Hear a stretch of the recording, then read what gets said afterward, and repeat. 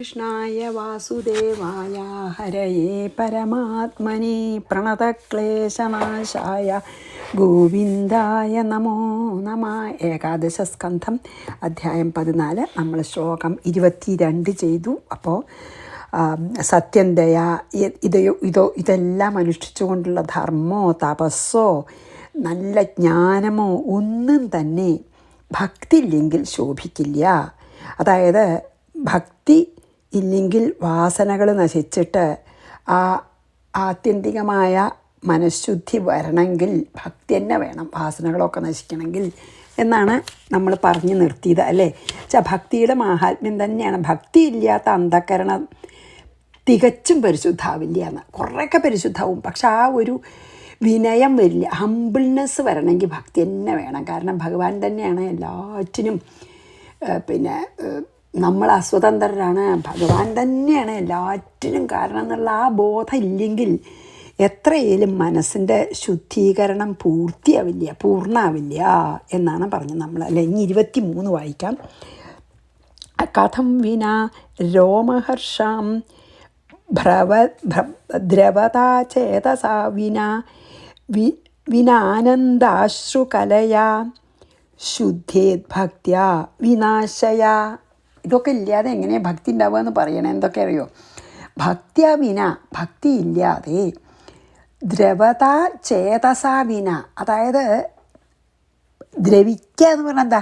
അല്ലെങ്കിൽ ഉരുകുന്ന മനസ്സ്, ദ്രവിക്കുന്ന മനസ്സല്ലാതെ, മനസ്സുരുകാതെ എന്ന് പറയാം നമുക്ക് വേണമെങ്കിൽ. മനസ്സ് ദ്രവീകരിക്കാതെ അല്ലെങ്കിൽ ഉരുകാതെ, ഭക്തിയില്ലാതെ മനസ്സ് ഉരുകാതെ, രോമഹർഷം വിന, രോമാഞ്ചം കൂടാതെ, ആനന്ദാശ്രുകലയ വിന, ആനന്ദബാഷ്പം ഇല്ലാതെ, അതായത് സന്തോഷ കണ്ണീരെ ഭഗവാനോടുള്ള ഭക്തി കൊണ്ട് ആശ്രയ മനസ്സ് കഥം എങ്ങനെ ശുദ്ധമാകും? അതാണ് പറയണത്. എന്താ വെച്ചാൽ ഭക്തി കൊണ്ട് ശരിക്കും നമുക്ക് അത് ശരിയാണ് കേട്ടോ പറയണം തോന്നും. എന്താ കാരണം വെച്ചാൽ ഈ ആദ്യം പറഞ്ഞു കഴിഞ്ഞാൽ അന്ധകരണത്തെ പൂർണ്ണമായിട്ട് ശുദ്ധാക്കണമെങ്കിൽ ഭക്തി തന്നെ വേണമെന്ന് പറഞ്ഞു, അല്ലേ? എന്താ കാരണം വെച്ചാൽ നമുക്ക് രോമാഞ്ചം കൊള്ളാനും മനസ്സിങ്ങനെ ശരിക്കിങ്ങനെ മനസ്സുരുക പറയൂലോ, അങ്ങനെ ഉരുകാനും നമ്മുടെ എന്താണ് അതെ മനസ്സലിഞ്ഞ് നമ്മൾ എപ്പോഴും ഭഗവാനെ തന്നെ ആനന്ദാശ്രു, അതായത് പുളകം കൊള്ളാനും മനസ്സുരുകാനും കണ്ണിൽ ആനന്ദാശ്രു വരാതെയും ഭക്തിയിൽ കുളിക്കാതെ അന്ധക്കരണം എങ്ങനെ ശുദ്ധമാകും എന്നാണ് ഭഗവാൻ തന്നെ ചോദിക്കണതാണത്. ശരിക്കും നമുക്ക് ഭക്തി കൊണ്ട് കണ്ണിൽ വെള്ളം വരണം, രോമാഞ്ചം ഉണ്ടാവണം, മനസ്സുരുക്കണം. നമുക്കങ്ങനെ പറയുമല്ലോ, നമ്മളെ ഉള്ളിൽ തട്ടി പ്രാർത്ഥിക്കാൻ പറ്റിയെന്നൊക്കെ നമുക്ക് തോന്നും. അങ്ങനെയായാൽ തന്നെ നമ്മൾ അന്ധകരണം ശുദ്ധമാവുള്ളൂ. കഥം വിന രോമഹർഷം ദ്രവതാ ചേതസാ വിന ആനന്ദാശ്രുകലയ, അതായത് ആനന്ദാശ്രു ഇല്ലാതെ ശുദ്ധേത് ഭക്തിയാ വിനാശയ, എങ്ങനെ ഭക്തിയില്ലാതെ നമ്മളെ മനസ്സ് പരിശുദ്ധമാവും എന്നാണ്. ആ മനസ്സിൽ ഭക്തി നല്ലോണം മനസ്സുരുകണേൻ്റെ എന്താ പറയുക ലക്ഷണങ്ങളാണ് രോമാഞ്ചവും ആനന്ദാശ്രവും ഒക്കെ. അപ്പം ശരിക്കും ഉള്ളിൽ തട്ടിയാലല്ലേ അത് വരുള്ളൂ. ഇനി വേറൊരു കാര്യം കൂടിയും പറയണ്ടേ. വാഗ്ഗദ്ഗത ദ്രവതേ യസ്യ ചിത്തം രുദത്യ, അതാണ് ഗദ്ഗതം, വാക്കുകളൊക്കെ ഇടറുമല്ലോ. സോറി, ഒരു സെക്കൻഡ്.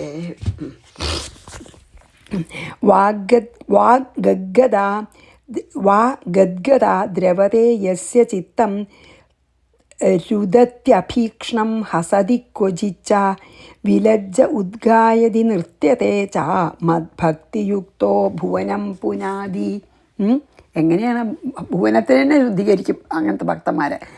യസ്യ, ആരുടെ വാക്ക് എന്നോടുള്ള സ്നേഹം കൊണ്ടേ, ഗദ്ഗത, ആരുടെ വാക്കാണ് ഇടറുന്നത്, ആ കണ്ഠം ഇടറിക്കൊണ്ട് പറയുന്നത്, ചിത്തം മനസ്സ്, ദ്രവതേ ദ്രവിക്കുന്നുവോ, മീൻസ് ഉരുകുന്നുവോ, അഭീക്ഷ്ണം വീണ്ടും വീണ്ടും, രുദതി എന്നെ വിചാരിച്ചത് കൊണ്ട് കരയുന്നുവോ, ക്വചിത് ച ഹസതി ചിലപ്പോൾ ചിരിക്കുന്നുവോ, വിലജ്ജ ലജ്ജയെ വിട്ട് ഉദ്ഗായതി ഉറക്ക ഗാനം ചെയ്യുന്നുവോ. നൃത്യതേജ നൃത്തം ചെയ്യുന്നുവോ, മദ്ഭക്തി അങ്ങനെയുള്ള എൻ്റെ ഭക്തൻ, യുക്ത മദ്ഭക്തിയുക്ത അങ്ങനത്തെ ഭക്തൻ, ഭുവനം പുനാതി ലോകത്തിനെ ശുദ്ധീകരിക്കുമെന്നാണ് പറയണത്. അങ്ങനത്തെ ഭക്തൻ എന്താണ് പറയണത്? തൊണ്ട ഇടറുന്ന, പിന്നെയോ മനസ്സ് അലിഞ്ഞ അല്ലെങ്കിൽ ഉരുകിയ, ഇടയ്ക്കൊക്കെ ചിരിക്കുക, ഇടയ്ക്ക് കരയുക, മാത്രമല്ല ലജ്ജ വിട്ട് ഉറക്ക പാടുക, ആടുക, നൃത്തം വയ്ക്കുക ഒക്കെ ചെയ്യണത് എൻ്റെ ഭക്തൻ. അവരുടെ മനസ്സിനെ മാത്രമല്ല ഇപ്പോൾ ശുദ്ധീകരിക്കുന്നുള്ളൂ, ഈ ലോകത്തെ തന്നെ ശുദ്ധീകരിക്കുന്നു എന്നാണ് പറയണത് ഇതിൽ. ലോകത്തിനെ തന്നെ ശുദ്ധീകരിക്കും അങ്ങനെയുള്ളൊരു ഭക്തൻ അല്ലേ. അതായത് അതാണ് അവരുടെ സത്സംഗം കൊണ്ട് ലോകം തന്നെ ശുദ്ധീകരിക്കപ്പെടും എന്ന് പറയാണ്. അതാണതിൽ പറയണതേ. പിന്നെ എന്താണ്, അതായത് പിന്നെ ഇതിന് മുമ്പേ പറഞ്ഞല്ലോ, അവരുടെ പാദരേണുകളെ കൊണ്ട് പിന്നെ ലോകം നന്നായിട്ട് പിന്നെ പ്യൂരിഫൈഡ് ആവും എന്നൊക്കെ മുമ്പ് പറഞ്ഞല്ലോ. അപ്പോൾ ഇതിലും അതന്നെ പറയണ പിന്നെ രോമാഞ്ചാണി, ആനന്ദ കണ്ണീര് പൊഴിക്കുക, ഇതൊക്കെ ശുദ്ധീകരിക്കാൻ സഹായിക്കും. പിന്നെ ഏകാന്ത ഭക്തൻ ചിലപ്പോൾ ഭഗവാനെ ഓർത്ത് കരയും, ചിലപ്പോൾ ചിരിക്കും, ചിലപ്പോൾ നൃത്തം വയ്ക്കും, എന്നിട്ട് ലജ്ജ വിട്ട് ഗാനങ്ങളൊക്കെ പാടി ഭഗവാനെ പ്രകീർത്തിക്കും. അങ്ങനത്തെ പരമഭക്തൻ ലോകത്തെ തന്നെ ശുദ്ധീകരിക്കുന്നു. ഭക്തൻ്റെ ലക്ഷണങ്ങളാണ് ഇതൊക്കെ പറഞ്ഞത്. വാഗ്ഗദ്ഗദ ദ്രവതേ യസ്യ ചിത്തം തദത്യഭീക്ഷണം, രുദത്യഭീക്ഷണം, രുദതി പറഞ്ഞ കരയ, രുദത്യഭീക്ഷണം ഹസതി ക്വചിച്ച, ഇടയ്ക്ക് ഹസതി ചിരിക്കും, വിലജ്ജ ലജ്ജ വിട്ടിട്ട്, ഉദ്ഗായതി ഉറക്ക പാടും ഭഗവാന്റെ പ്രകീർത്തിച്ചും കൊണ്ട്, നൃത്യതയെ ചിലപ്പോൾ നൃത്തം ചെയ്യും, അതിനൊന്നും മടിയില്ല. കാരണം ഭഗവാനെ ഉള്ള സ്നേഹം കൊണ്ട് ഒന്നും അറിയണമെന്നില്ല, ഭഗവാനിൽ ലയിച്ചിട്ടാണ്. മദ്ഭക്തിയുക്തോ അതുപോലുള്ള എൻ്റെ ഭക്തൻ ഭുവനം പുനാതി ഈ ലോകത്തിന് എന്നെ ശുദ്ധീകരിക്കുന്നു.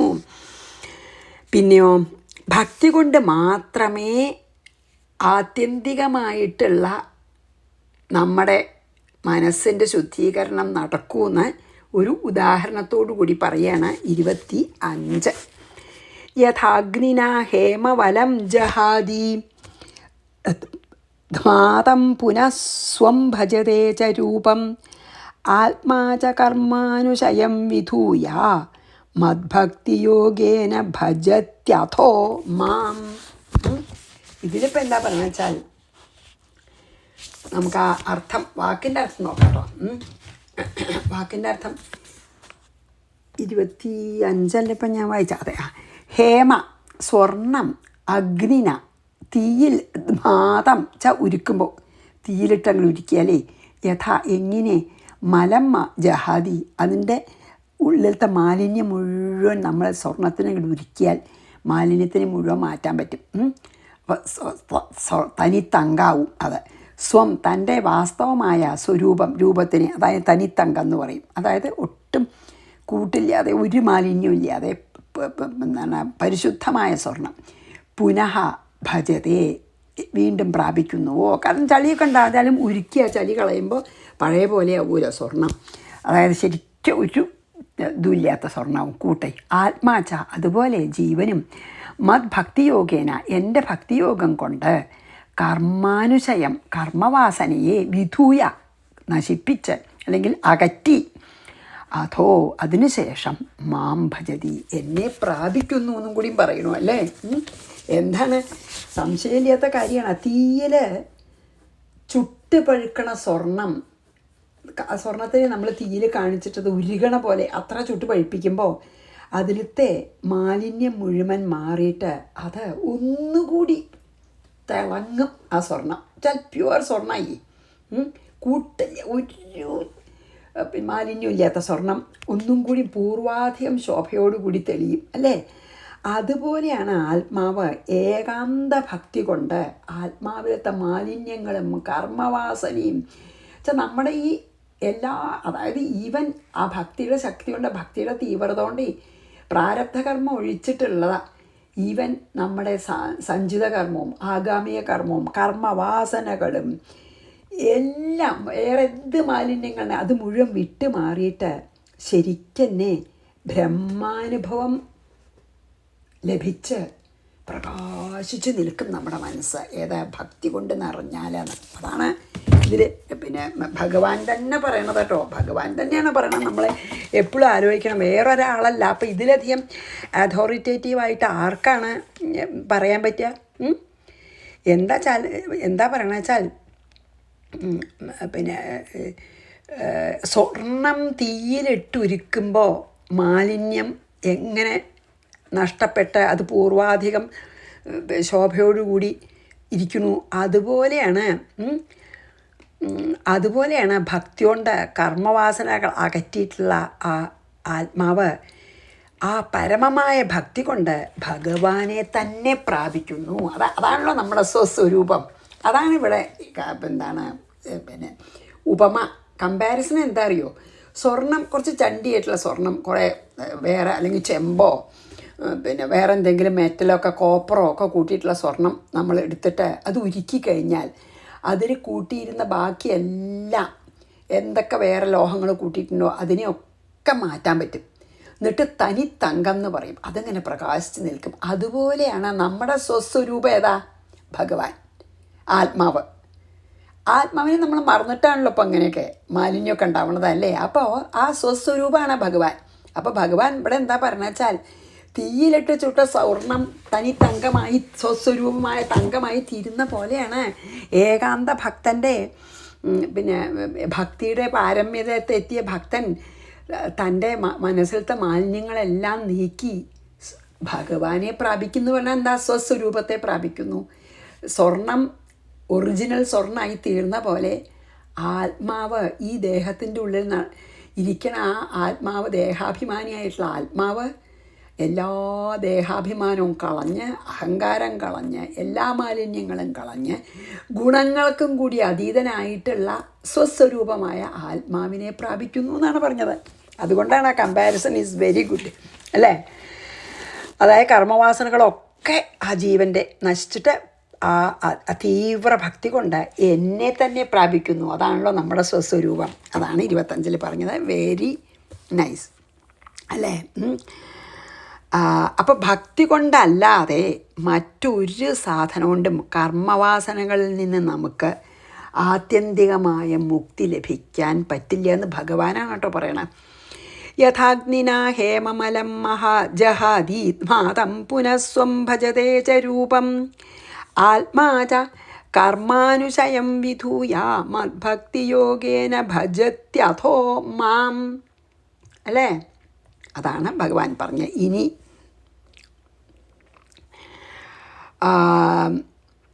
ഉപനിഷത്തുകൾ പറയേണ്ട ജ്ഞാനാണെന്ന്. ശരിയാണ്, ഭക്തി കൊണ്ട് ജ്ഞാനം വരികയാണല്ലോ. അപ്പം നമുക്ക് നോക്കാം ഇതിൽ. യഥാത്മാ പരിമൃജ്യതേസൗ മത് പുണ്യഗാഥാശ്രവണാഭിധാനൈഃ തഥാ തഥാ പശ്യതി വസ്തു സൂക്ഷ്മം ചക്ഷുര്യഥൈവാഞ്ജനസംപ്രയുക്തം. ഇതും ഒരു ഉദാഹരണം പറയണ്ടേ? എന്താ പറയുക? 26 മത് പുണ്യഗാഥാ ശ്രവണാഭിധാനൈഃ. എൻ്റെ പുണ്യകഥകളെ ശ്രവണം ചെയ്യുന്നതിനാലും എൻ്റെ പുണ്യകഥകൾ പറയുന്നതിനാലും ആത്മാ അന്ധക്കരണം യഥായഥാ പരിമൃജ്യതേ എത്രത്തോളം ശുദ്ധമായി തീർക്കപ്പെടുന്നുവോ തഥാ തഥാ അത്രത്തോളം അഞ്ജന സംപ്രയുക്തം. അതായത് കണ്ണെഴുതിയ ചക്ഷുയഥ ഏവ കണ്ണെഴുതിയ കണ്ണ് സൂക്ഷ്മവസ്തുക്കളെ കാണുന്ന പോലെ സൂക്ഷ്മം വസ്തു വളരെ സൂക്ഷ്മമായ ആത്മതത്വത്തിനെ പശ്യതി തന്നെ ഗ്രഹിക്കുന്ന പറയാണ്. അപ്പം എന്താണ് ഈ ഒരു ശ്ലോകത്തിൽ പിന്നെ ഭഗവാൻ പറയണ വെച്ചാൽ ഈ നമ്മൾ കഥ കേൾക്കണതും പറയണതും അതാണ് ഇപ്പം ഇതിൽ പറയണത്. അതായത് ഭഗവത് കഥകളെ കേട്ടും ഭഗവാന്റെ നാമങ്ങളൊക്കെ എപ്പോഴും ജപിച്ചും ആത്മാവിന് ഈ കർമ്മവാസന നശിക്കുന്നതോടെ സർവവ്യാപിയായിട്ടുള്ള ആ ബോധം നമ്മുടെ ഉള്ളിൽ തെളിഞ്ഞു വരും.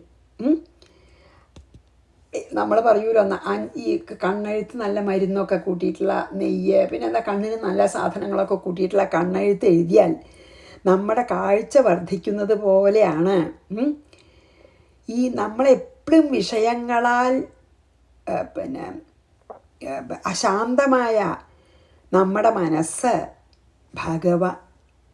ഭഗവാനെ ധ്യാനിക്കാൻ തുടങ്ങുമ്പോൾ, ആ ധ്യാനിച്ചു തുടങ്ങിയാൽ ആ വിഷയങ്ങളിൽ പെട്ടിരുന്ന ആ മനസ്സ് പതുക്കെ ഭഗവാന്റെ രൂപം മാത്രമാവും ആ മനസ്സിൽ. അതാണ് പറയുന്നത്. അതുകൊണ്ട്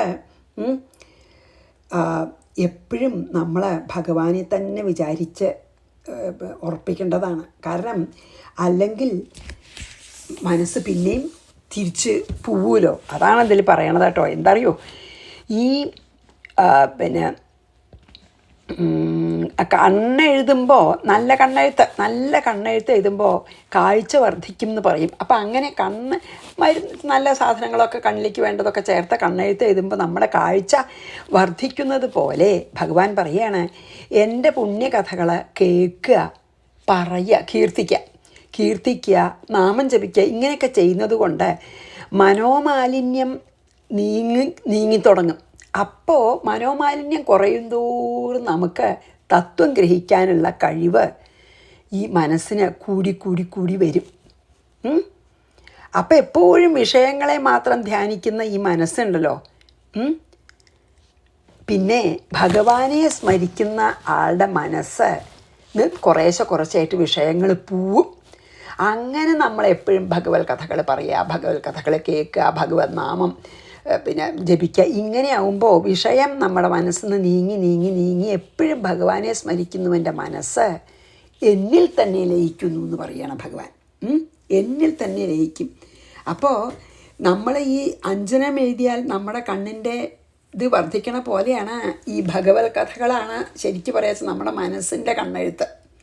നമ്മുടെ കണ്ണിൻ്റെ കണ്ണെഴുത്ത്, നല്ല കണ്ണെഴുത്ത് എഴുതുമ്പോൾ കാഴ്ച വർദ്ധിക്കുമെന്ന് പറഞ്ഞ പോലെ മനസ്സിൻ്റെ കണ്ണെഴുത്താണ് എന്താ ഭഗവത് കഥകൾ പാടുക, കേൾക്കുക, നാമം ജപിക്കുക, എപ്പോഴും നിരന്തരം ഭഗവാനെ സ്മരിക്കുക. അങ്ങനെ ആകുമ്പോൾ വിഷയകലുഷിതമായിട്ടുള്ള ആ മനസ്സുണ്ടല്ലോ, അതിൽ നിന്ന് അതൊക്കെ നമുക്ക് ആ മാലിന്യം അതൊക്കെ വിഷയങ്ങളിൽ നിന്ന് അതിന് മോചനം ലഭിക്കുന്നിട്ട് എപ്പോഴും ഭഗവാനെ വിചാരിക്കുന്ന സമയത്ത് എന്താവും, ആ ഭഗവാൻ മനസ്സ് നിറയും.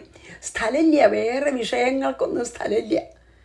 അതെപ്പോഴാണ് മാത്രമല്ല, അപ്പം എന്താ അറിയോ, നമ്മളിങ്ങനെ കഥകളൊക്കെ പറയുക, കേൾക്കുക, ഭഗവാനത്തെ നിരന്തരം നമ്മളൊക്കെ ചെയ്യുമ്പോൾ ആ തത്വങ്ങൾ ഗ്രഹിക്കാനുള്ള നമ്മുടെ കഴിവും വർദ്ധിക്കും.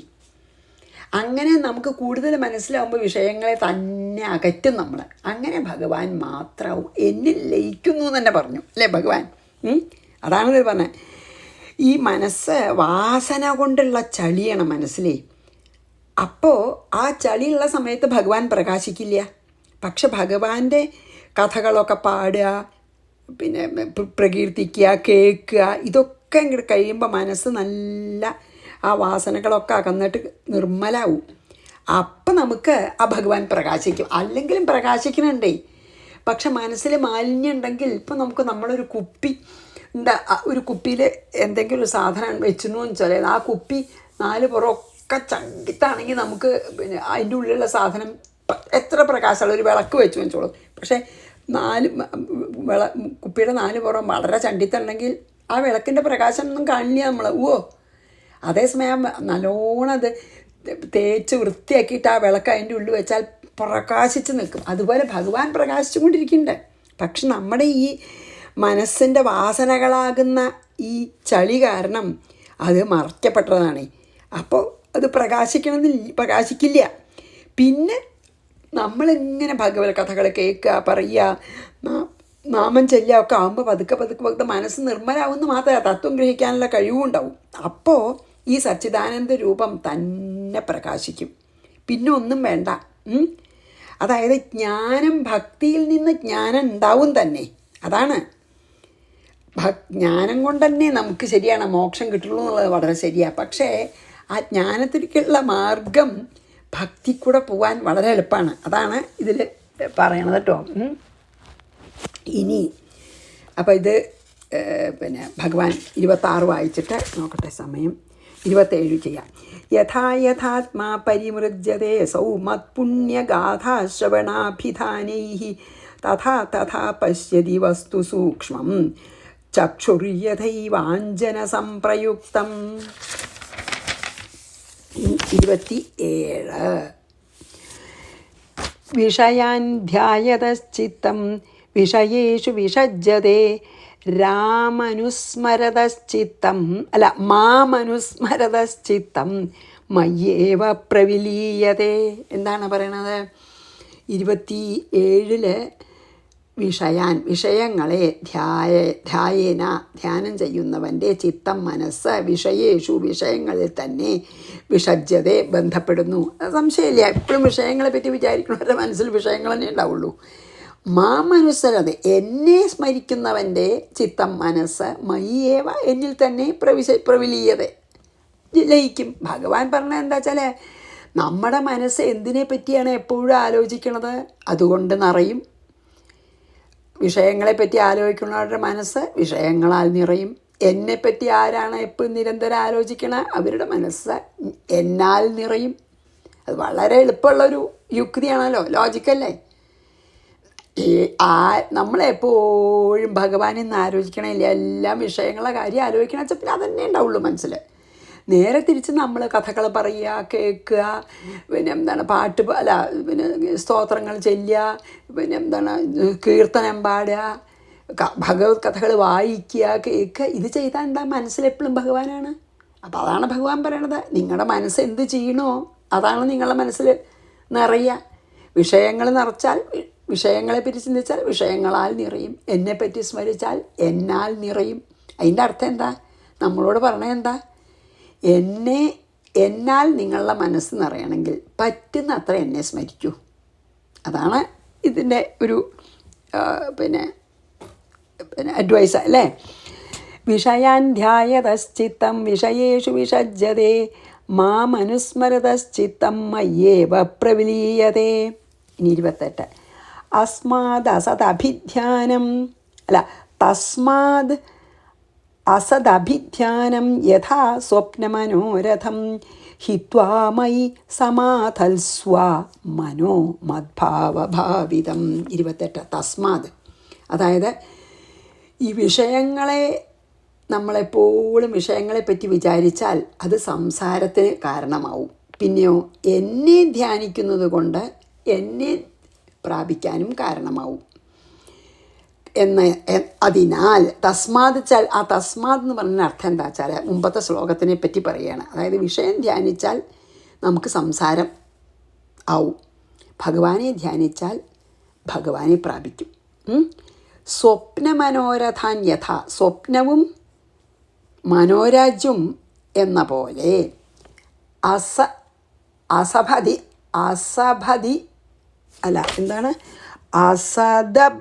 അസദഭിധ്യാനം അസത്തായിട്ടുള്ള ഈ ജഡമായ ഈ ദേഹേന്ദ്രിയാദികളിൽ ആ അനാവശ്യമായ, അതായത് നമ്മൾ ഈ ജഡവസ്തുക്കളിൽ മനസ്സ് വെച്ചിട്ട് ബന്ധനസ്ഥനായിട്ട് മദ്ഭാവഭാവിതം മനഃ, എന്നോടുള്ള ഭക്തിയാൽ ശുദ്ധമായ മനസ്സിനെ മയി സമാധാൽസ്വ, എന്നിൽ സ്ഥിരപ്പെടുത്തി നിർത്തിക്കോളൂ. എന്താ പറയണ വെച്ചാൽ അതുകൊണ്ട്, എന്തിനാണ് നമ്മൾ വിചാരിച്ചാൽ അതിനാൽ നമ്മുടെ മനസ്സ് നിറയും എന്നതുകൊണ്ട്. വിഷയങ്ങളെ വിചാരിച്ചാൽ വിഷയത്താൽ നിറയും, ഭഗവാനെ വിചാരിച്ചാൽ മനസ്സ് ഭഗവാനാൽ നിറയും. അതുകൊണ്ട് സ്വപ്നം പോലെയും മനോരാജ്യം പോലെയും സത്യമല്ലാത്ത വിഷയങ്ങളെ പറ്റിയിട്ടുള്ള ചിന്ത നിങ്ങൾ നിർത്തൂന്ന്. സ്വപ്നങ്ങളെ പറ്റിയിട്ടുള്ള മനോരഥങ്ങളെ പറ്റിയിട്ടുള്ള ചിന്തകളൊക്കെ നിങ്ങൾ നിർത്തൂ. എന്നിട്ട്, കാരണം അതൊന്നും എന്താ അതുകൊണ്ടൊരു കാര്യം എന്നാണ് ഭഗവാൻ പറയുന്നത്. അതൊന്നും ഇല്ലാത്തതല്ലേ. അതുകൊണ്ട് എൻ്റെ ഭജനം കൊണ്ട് ശുദ്ധീകരിക്കപ്പെട്ട മനസ്സിനെ എന്നിൽ തന്നെ ഏകാഗ്രമാക്കിയിട്ട് നിർത്തൂ എന്നാണ് ഭഗവാൻ പറയണത്. അതാണ് ഭഗവാന്റെ ഉപദേശം. കാരണം ഈ ജഡവസ്തുക്കളിലൊക്കെ മനസ്സ് വെച്ചിട്ട് എന്താ കാര്യം? അതുകൊണ്ട് ഈ സ്വപ്നം പോലെയും മനോരാജ്യം പോലെയും യഥാർത്ഥമല്ലാത്ത വിഷയങ്ങളുടെ വിചാരം നിങ്ങൾ ത്യജിക്കൂ. എന്നിട്ട് എന്നെ നനച്ചുകൊണ്ട് ആ ശുദ്ധമായ മനസ്സിനെ എന്നിൽ തന്നെ ഉറപ്പിക്കൂ. അതാണ് പറയണ ഭഗവാൻ. തസ്മാത് അസദഭിധ്യാനം യഥാ സ്വപ്നമനോരഥം. സ്വപ്നം എന്ന് പറഞ്ഞാൽ സ്വപ്നം കഴിഞ്ഞില്ലേ, എത്ര യഥാർത്ഥമാണ്. മനോരാജ്യത്ത് നിന്ന് നമ്മൾ പോകുന്ന ആ മനോരാജ്യം കഴിഞ്ഞില്ലേ, അതുപോലെയാണ് ഈ ദേഹേന്ദ്രിയങ്ങളും ഈ പ്രപഞ്ചവും അതുപോലെയാണ്. അതുകൊണ്ട് അതിനെപ്പറ്റി ഒന്നും നിങ്ങൾ അതിനെപ്പറ്റിയുള്ള വിചാരം കളയൂ. എന്നെ അതാണ് ഹിത്വാ മയി സമാധൽസ്വ മനോമദ്ഭാവഭാവിതം. എന്നെ തന്നെ വിചാരിച്ച് എന്നിൽ തന്നെ മനസ്സ് ഉറപ്പിക്കൂ എന്നാണ് പറഞ്ഞത് കേട്ടോ. അപ്പോൾ നമുക്ക് 28 കഴിഞ്ഞ് ഇന്നിവിടെ നിർത്താം, സമയമായി. എന്നിട്ട് പിന്നെ നാളെ 29 ചെയ്യാം. ശ്രീകൃഷ്ണാർപ്പണമസ്തു. ഭഗവാന്റെ എത്ര നല്ല ഉപദേശങ്ങളാണ് ഈശ്വര. ഇതൊക്കെ നമുക്ക് ജീവിതത്തിൽ പകർത്താൻ സാധിക്കണേന്ന് ഭഗവാനോട് നമുക്ക് ഉള്ളിൽ തട്ടിയിട്ട്, ഭഗവാനെ ഇതൊക്കെ ഞങ്ങൾക്ക് ബാക്കി വിഷയങ്ങളെയൊക്കെ വിട്ട് ഭഗവാനെ ആശ്രയിക്കാൻ സാധിക്കണേന്ന് പ്രാർത്ഥിച്ച് നമുക്ക് ഇവിടെ നിർത്താം. ശ്രീകൃഷ്ണാർപ്പണമസ്തു. സർവത്ര ഗോവിന്ദനാമ സങ്കീർത്തനം. ഗോവിന്ദ ഗോവിന്ദ. ഗുരുവായൂരപ്പാ ശരണം. സമസ്ത അപരാധം ക്ഷമസ്വ.